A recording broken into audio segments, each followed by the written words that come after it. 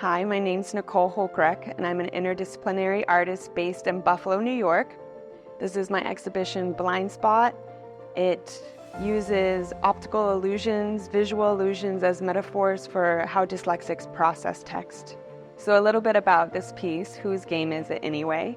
As a dyslexic, I tend to avoid all word-related activities. The idea is basically reclaiming the game of Pictionary to be something that I could play. So instead of playing it in a traditional way, I cut up the cards and oriented them using pattern recognition, right? A very common dyslexic skill, and kind of created these illusions of movement. So it was redefining the whole purpose and intention of the work in the game itself. So this work, Disassociated Forms, really creates this visual layering so that we can understand the complexities of language, something that I think is easily forgotten because we learn it so young as children that unless you regularly struggle with it, you can forget that it's not just the image you're looking at.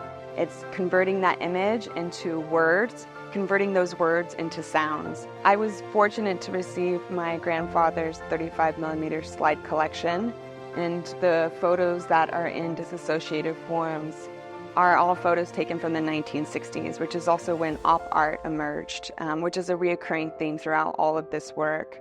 And it was very special to be able to work within my own family's work. Like, taking those became very personal. Like, one of the images, it's my mom as a baby in the trunk of a car. There ends up becoming a personal connection that is important, and especially when talking about something so vulnerable like dyslexia and my experiences of this. It's not something many people share. So to be able to do that with the same heart and courage that my grandfather had when taking these photos originally felt really special and meaningful. So for this work, each one has their own specific title. I looked at the image itself and I picked the first word that came to my mind as a descriptor. And for example, if you go through any of these pieces, you can pause and you can try to guess what the word is spelled, what the fragmented word spells. So remember that it's both phonetically spelled and fragmented across the page. So pause for 3 seconds and try to guess what this word might be.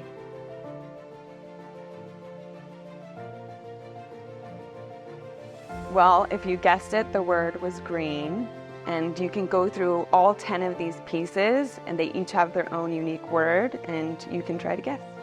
For this work, Cross Traffic Doesn't Stop. It's a road sign, a retired road sign I picked specifically because I encountered it in life. Luckily, I was on backcountry streets, so it wasn't very busy, but I came to the intersection and I read that sign, and I read the cross as crucifix, and so I was trying to understand how I would spot crucifixes on cars in cross traffic.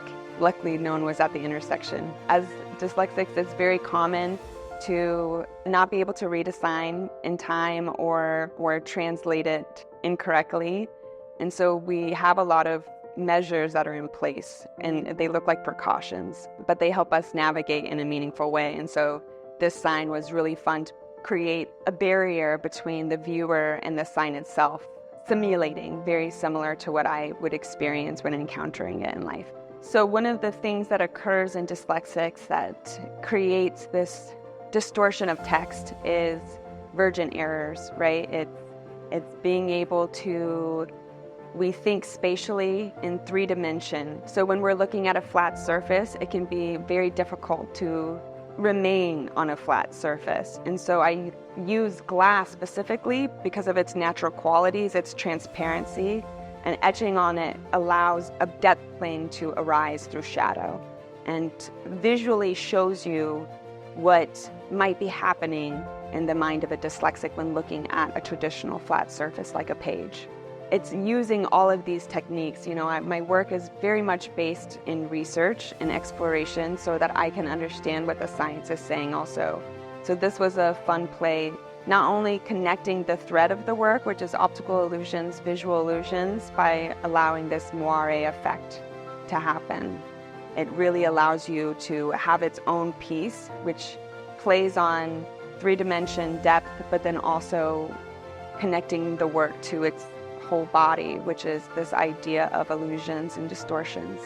Blind spot was a turn within my practice where I often utilize art as a tool to convey certain experiences like neurodivergence and dyslexia, and I wanted to highlight our strengths instead of our weaknesses. So this was a meaningful body of work to create that would show, reframe our strengths.